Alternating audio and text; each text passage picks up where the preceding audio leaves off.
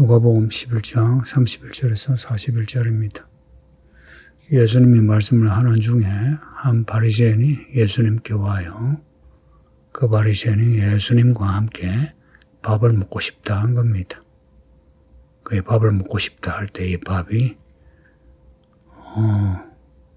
그냥 식사하고 싶다는 의미도 되고 아침밥도 되고 아니면 빨리 밥을 먹고 싶다 의미도 되고요.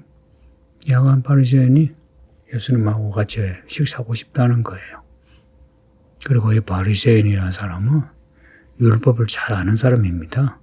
그냥 잘 아는 게 아니고 긴 시간 그 율법 학교에서 존경받는 랍비에게서 율법을 배우는 사람이에요.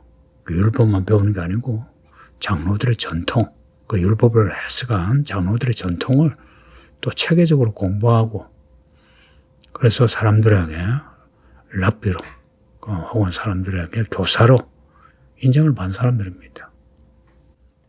뒤에 사도행전 5장을 보면 가말리엘이라는 사람이 나오는데 율법교사예요. 바리새인 율법교사 가말리엘. 모든 백성에게 존경을 받았대요.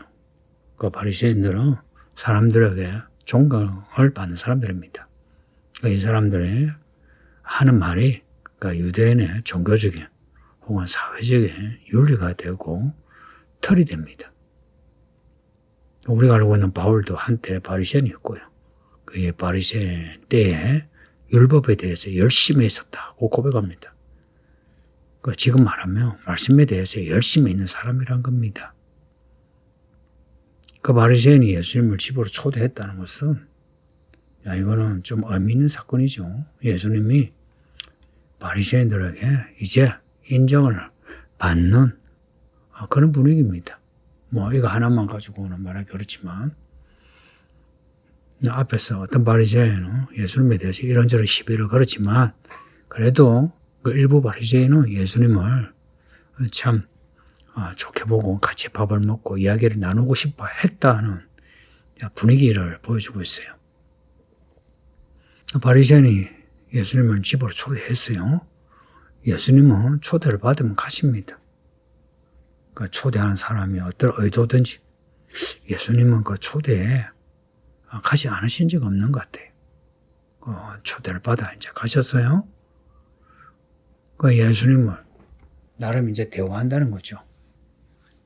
근데 예수님이 바리새인 집에 들어가셨는데 바리새인이 예수님을 이상하게 보는 겁니다. 왜 이상하게 보느냐? 이유는 예수님이 손을 씻지 않으신 겁니다. 손을 씻지 않았다는 것은 이 바리새인 집에 식사 초대받은 거 아닙니까?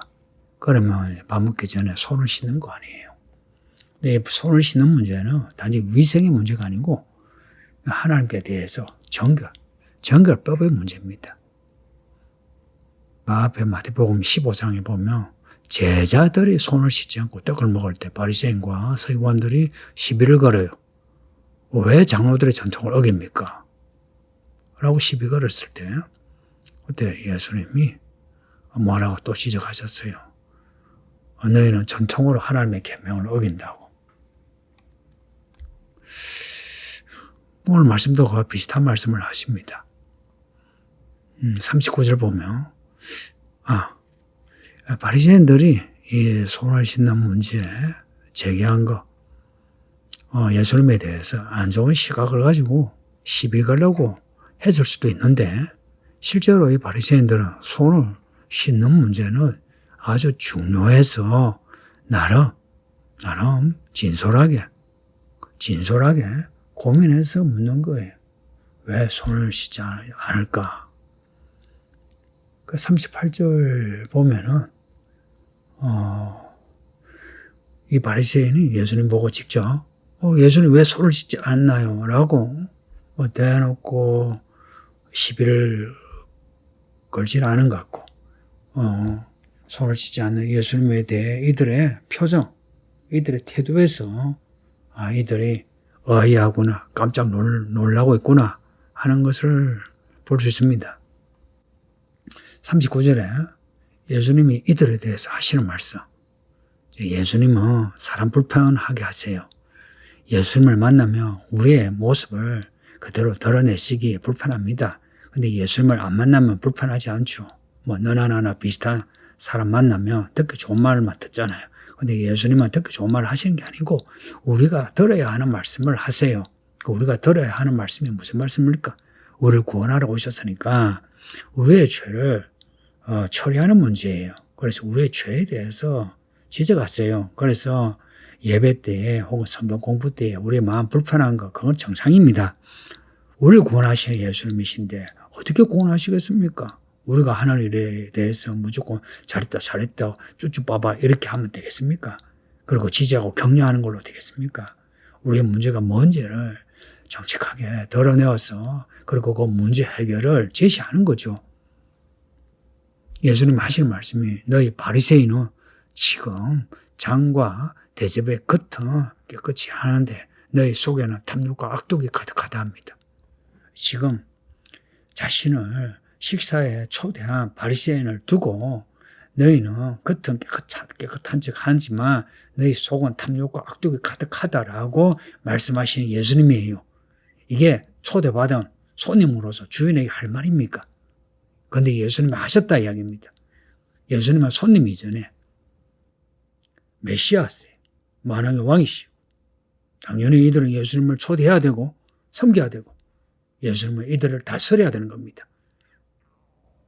예수님은 왕이세요. 그래서 이들을 다스려 마귀의 나라에서 하나님의 나라로 데리고 오기 위해서는 이 죄의 문제를 이야기하는 겁니다. 바리새인의 실상을 지적하시는데 겉은 깨끗한 척 하는데 속은 더럽다는 겁니다. 왜 겉과 속이 다른가? 사람들에게 보기 위해서. 겉을 깨끗하게 하나. 그러나 속은 하나님에게는 더러운 모습인 거예요. 하나님의 보시기에는 더럽다 이야기입니다. 여기에 전통, 마태복음 15장에 너희 전통으로 하나님의 계명을 범하느냐 이제 그 말씀하고 같이 연결해서 볼게요. 이 전통은 사람들의 이전 세대에서 지금 세대로 넘겨진 거죠. 이거는 장과 대접의 겉에 해당됩니다. 그럼 안은 무엇이냐? 안은 뭐냐? 계명입니다. 장과 대접의 속은 하나님의 계명이 전통은 의식적이야. 밖으로 드러나는 부분. 안은 말씀이에요. 겉은 깨끗한 척 하면서 속으로 말씀은 없다 이야기입니다. 손을 씻지 않는 전통. 손을 씻어야 한다는 전통을 어긴 거하고 계명을 어긴 거하고 어느 문제가 더 심각합니까? 계명을 하나님의 말씀을 어긴 죄가 더 크죠. 그런데 이 바리새인은 하나님의 계명을 어기는 죄에 대해서는 둔감하고 손을 씻지 않는 이런 문제에 대해서 예민한 겁니다. 지금도 이런 사람이 많은 거 아시죠? 하나님의 말씀에 대해서 지키느냐 안 지키느냐 순종하냐 순종하지 않느냐 이거보다는 자신들의 정해놓은 전통 혹은 규례 혹은 법, 틀 이런 것으로 사람들을 비판하는 거예요. 그러면서 하는 말이 법대로 하자 그럽니다. 그게 무슨 법이겠습니까? 전통의 법입니다. 이 문제는 이 11장 전체 내용과 관련돼요. 앞에 33절에서 36절에 눈이 어두우면 몸이 어둡다 했죠. 이 사람들은 눈이 그러니까 마음이 어두운 사람들이에요. 또 그 앞에 29절에서 32절에 악한 세대가 표적을 구한다. 이들은 말씀을 원하는 게 아니고 자기들이 원하는 그런 증거를 원해요. 자기들이 원하는 증거가 뭡니까? 자기들하고 같은 편인 겁니다. 자기들이 악한 것처럼 예수님도 악하기를 원한 겁니다. 그러면은 우리 편이네 하고 지지해줘요. 그리고 그 앞에 27절에서 31절에 이들은 말씀을 행하지 않는 사람들입니다. 말씀을 듣고 행하지 않으면 악해집니다. 지금 한 말을 잘 들으세요. 말씀을 듣고 행하지 않으면 자연스럽게 악해집니다. 내 양심으로 사람들의 윤리와 사회적 상식을 가지고 살아도 탐욕과 악독을 면할 수가 없습니다. 14절에서 26절 이들에게는 더 악한 귀신 7이 있는 사람들입니다. 예수님에게 감히 시비 거는 거 보세요. 이거는 마귀 새끼입니다. 그리고 1절에서 13절 보면 이들은 하나님이 주시는 가장 좋은 것을 바라는 게 아니고 자기들이 원하는 것, 자기들이 원하는 게 이게 탐욕입니다. 자기들이 원하는 것을 추구하는 사람들이에요. 이게 아이러니하게 정치적인 사람 그리고 종교적인 사람에게 가장 많습니다. 왜냐? 정치와 종교 다 이데아를 추구하잖아요. 이 이데아라는 게 이게 막연하잖아요. 그러니까 말은 이데아를 추구해요. 그런데 속으로 실제로는 현실적인 어떤 탐욕을 추구하죠. 이게 교회 안에 가장 많고 그리고 정치인에게 가장 많습니다. 우리는 어떤가요? 여러분이 보시기에 저는 어떤가요? 그럼 어떻게 하면 깨끗해지나? 겉은 더러워도 속은 깨끗해지나? 어떻게 하면 속이 깨끗해지나 하는 겁니다. 41절에 그러나 그 안에 있는 것으로 구제하라. 그러면 모든 것이 너에게 깨끗해지리라. 안에 있는 것으로 구제하라고 합니다. 안에 있는 게 뭡니까? 하나님의 말씀이에요. 그 말씀을 받아들이면 그 마음이에요. 그 말씀에 순종하는 그 마음으로, 말씀으로 깨끗해진 그 마음으로 구제하라. 구제하라는 것은 가난한 사람을 돕는 겁니다. 사회적인 약자를 돕는 겁니다. 안에 있는 것. 밖에 있는 것은 전통이지만 안에 있는 것은 말씀이에요. 말씀으로 사람들을 도와주라는 겁니다. 그냥 내가 종교적인 의식으로 돕는 게 아니고 내가 말씀으로 돕는 겁니다. 하나님에게 순종하는 마음으로 돕는 겁니다. 왜 우리 마음이 더러워지나? 탐욕으로. 그 탐욕이 있으면 가난한 사람을 무시하죠. 가난한 사람을 돕는 척 하지만 실제로 가난한 사람을 무시하면서 가난한 사람을 돕죠. 그러나 그 안에 말씀으로 돕는 사람은 하나님은 우리를 사랑하시는 것처럼 가난한 자에 대해서 죄인에 대해서도 연민과 동정으로 불쌍히 여기면서 진짜로 돕는 거죠. 악독은 탐욕을 가지면 사람이 저절로 악해집니다. 탐욕을 없애는 길은 하나님의 말씀으로 우리가 가진 것으로 가난한 사람을 돕는 겁니다. 시편 82편 3편에 보면 가난한 자와 고아를 위하여 판단하며 곤란한 자와 빈궁한 자에게 공의를 베풀지며 하나님의 공의에 그 공의가 사회적으로 나타날 때는 뭐냐면 가난한 자와 고아, 곤란한 자와 빈궁한 자를 돕는 겁니다. 그래도 이 교회는 다들 먹고 살만해요. 뭐 상대적인 가난 이야기해도 다 먹고 살만합니다. 그러나 진짜 힘든 사람들이 있습니다. 자녀 키우는데 힘들고 그리고 목회자들 가난한 목회자들 많습니다. 그들에 대해서 우리가 가진 것으로 돕는 겁니다.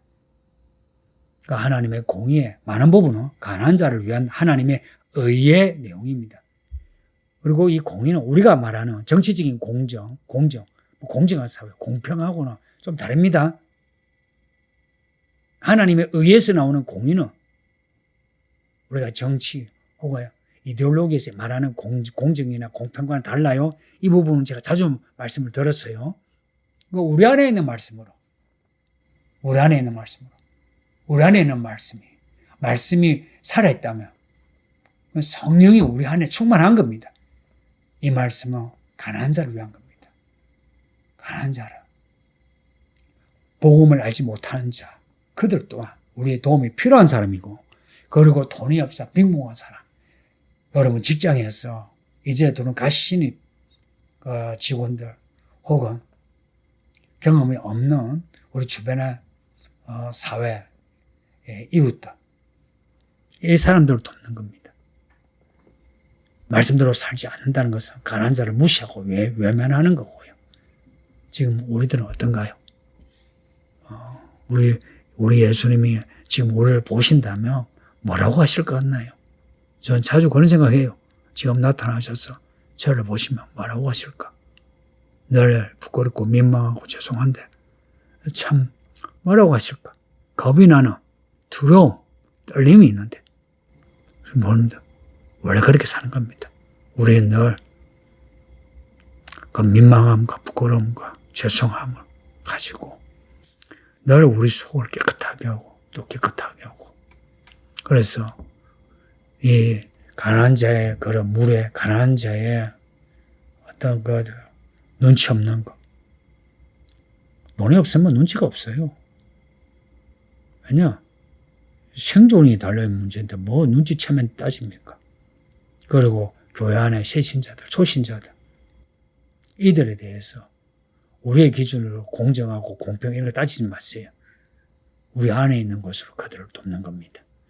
아버지 하나님 감사합니다. 오늘도 주의 말씀을 읽고 들었으니 우리 모든 성도가 우리 안이 말씀으로 깨끗해서 우리를 필요로 하는 사람들에게 그들에게 도움이 되는, 그래서 사람을 얻는 하나님의 종들이 되게 하소서. 예수님 이름으로 기도합니다. 아멘.